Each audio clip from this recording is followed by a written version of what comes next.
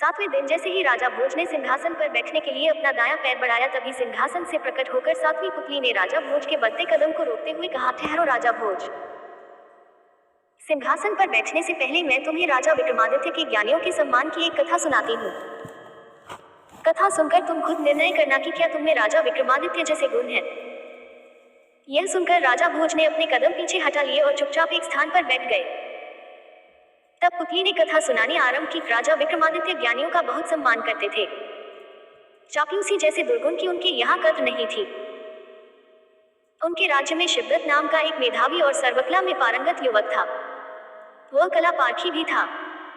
संसार का कोई भी विषय शायद ही उससे अछूता था। इस कारण वह जहां भी जाता था आदर सम्मान पाता था, लेकिन कुछ समय बाद स्पष्टवादिता के कारण निकाल दिया जाता था। वह कभी एक जगह टिककर काम नहीं कर पाता था। अंत में निराश होकर उसने राजा विक्रमादित्य के राज दरबार में जाने का निर्णय लिया। वह इस बात को सुन चुका था कि विक्रमादित्य ज्ञानियों का बहुत सम्मान करते हैं। एक दिन उसके दरबार में जा पहुंचा। उस समय दरबार में महफिल सजी हुई थी और संगीत का दौर चल रहा था। द्वार पर पहुंचकर उसने द्वारपाल से कहा, मुझे राजा विक्रमादित्य से मिलना है। द्वारपाल बोला, अभी आपको कुछ देर प्रतीक्षा करनी पड़ेगी। दरबार में संगीत का कार्यक्रम चल रहा है। यह सुनकर शिवदत्त वहीं प्रतीक्षा करने लगा। काफी देर प्रतीक्षा करने के बाद शिवदत्त से रहा नहीं गया। वह अचानक उठा और क्रोधित होकर बोला, कैसे मूर्ख और अज्ञानी लोग हैं यहाँ। संगीत का आनंद उठा रहे हैं मगर संगीत का जरा भी ज्ञान नहीं है। साजिंदा गलत राग बजाया जा रहा है लेकिन कोई भी उसे मना नहीं कर रहा है। यह सुनकर द्वारपाल चौंक गया। उसने उसे घूरकर देखा और डांटते हुए बोला, क्या अनाप शनाप बक रहा है तू। महफिल में हमारे राजा भी बैठे हुए हैं, तुम उसके सम्मान में भी अपशब्द कह रहे हो। शिवदत्त बोला, मैं बक नहीं रहा, सत्य कह रहा हूँ। इस सभा में एक भी कला का पारखी नहीं बैठा है, सभी मूर्ख हैं। द्वारपाल कड़क कर बोला, बकवास मत करो नहीं तो तुम्हारा सिर धड़ से अलग कर दिया जाएगा। हमारे राजा विक्रमादित्य के बराबर कला के पारखी दूसरा कोई नहीं है। द्वारपाल की बात सुनकर शिवदत्त तमतमा कर बोला, खाक कला के पारखी हैं। साजिंदे का दोष तो पकड़ नहीं पा रहे हैं। 16 साजिंदे चार चार टुकड़ी में बैठे हैं।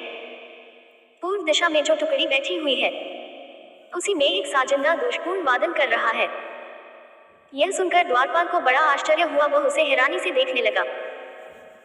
वह सोचने लगा, जिस स्थान पर खड़ा है वहां से महफिल की एक झलक भी नहीं दिखाई पड़ रही है। बिना एक झलक देखे मात्र सुनाई देते संगीत की स्वर लहरी के आधार पर इसने कैसे इस बात को कह दिया।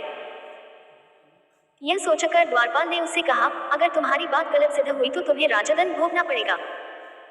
शिवदत्त बोला, राजदंड कैसे पाऊंगा, मैं जो कह रहा हूँ वह बिल्कुल ठीक है। ठीक है, अगर तेरी बात सही है तो मैं अभी महाराज को बताकर आता हूँ। यह कहकर द्वारपाल राजदरबार में गया और सारी बात राजा विक्रमादित्य को बता दी। विक्रमादित्य ने फौरन उस युवक को राजदरबार में हाजिर होने का आदेश दिया। द्वारपाल शिवदत्त को महाफिल में ले गया। विक्रमादित्य ने महाफिल स्थगित कर दी और उस युवक से पूछा, क्यों, क्या बोल रहे थे तुम। शिवदत्त ने कहा, महाराज, मैंने जो कहा अपने ज्ञान के आधार पर कहा। आपकी महफिल में एक तबला वादक का अंगूठा दोषपूर्ण है। यह सुनकर विक्रमादित्य ने पूर्व दिशा में बैठे सारे वादकों की उंगलियों का निरीक्षण करवाया तो सचमुच एक वादक के अंगूठे का ऊपरी भाग कटा हुआ था और उसने उस पर पतली खाल चढ़ा रखी थी। यह देखकर विक्रमादित्य उस युवक के संगीत ज्ञान के कायल हो गए।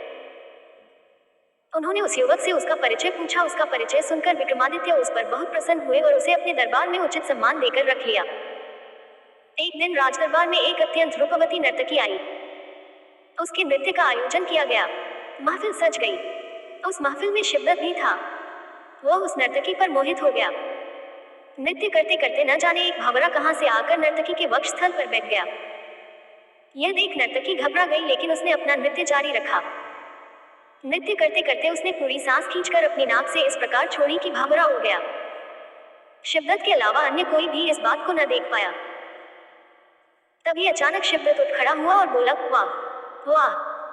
यह कहकर उसने अपने गले में पड़ी मोतियों की माला उतारकर नर्तकी के गले में डाल दी। यह देखकर सारे दरबारी स्तब्ध रह गए। यह बात महफिल के अनुशासन के विरुद्ध थी। राजा की उपस्थिति में दरबार में किसी और के द्वारा कोई पुरस्कार दिया जाना राजा का अपमान माना जाता था। शिवदत्त की आशिष्टता और धृष्टता देखकर विक्रमादित्य क्रोधित होकर बोले, शिवदत्त, तुमने पहले इस नर्तकी को उपहार देने की हिम्मत कैसे की। शिवदत्त हाथ जोड़कर बोला, महाराज, यदि मैं ऐसा न करता तो नर्तकी की नृत्य कला का सम्मान अधूरा रह जाता। मैंने जो बात देखी वह न तो आप देख सके, न ही अन्य दरबारी। यह कहकर उसने विक्रमादित्य को भौरे वाली सारी घटना बताकर कहा, महाराज, बगैर एक भी लेताल तोड़े नर्तकी ने जिस बुद्धिमत्ता से भंवरा उड़ाया वह इसकी कला का परिचायक है। उसकी इस कला का पुरस्कार मिलना ही चाहिए था। शिवदत्त की बात सुनकर विक्रमादित्य ने नर्तकी से पूछा तो नर्तक ने शिवदत्त की बातों का समर्थन किया। यह सुनकर विक्रमादित्य का क्रोध शांत हो गया। अब उनकी नजर में शिवदत्त का महत्व और बढ़ गया। उन्होंने शिवदत्त और नर्तकी को 1-1 लाख स्वर्ण मुद्राएं इनाम में दी और शिवदत्त को अपने राजदरबार में एक विशेष पद पर नियुक्त कर दिया। जब भी विक्रमादित्य को कोई भी समाधान ढूंढना होता तो वे शिवदत्त की बातों को ध्यान से सुनते थे तथा उसके परामर्श पर गंभीरतापूर्वक निर्णय लेते थे। यह कहानी सुनाने के बाद पुतली बोली, सुना राजा भोज, ऐसे थे हमारे महाराज। वे गुणी व्यक्तियों की बात बड़े ध्यानपूर्वक सुनते थे और उसे सत्य की कसौटी पर कसकर देखते थे। जैसे तबला वादक के बारे में उन्होंने शिवदत्त का कथन कसकर देखा था। अगर तुम में ऐसे गुण हैं तो तुम सिंहासन पर बैठने के अधिकारी हो, अन्यथा नहीं। यह कहकर पुतली अदृश्य होकर अपने स्थान पर समा गई।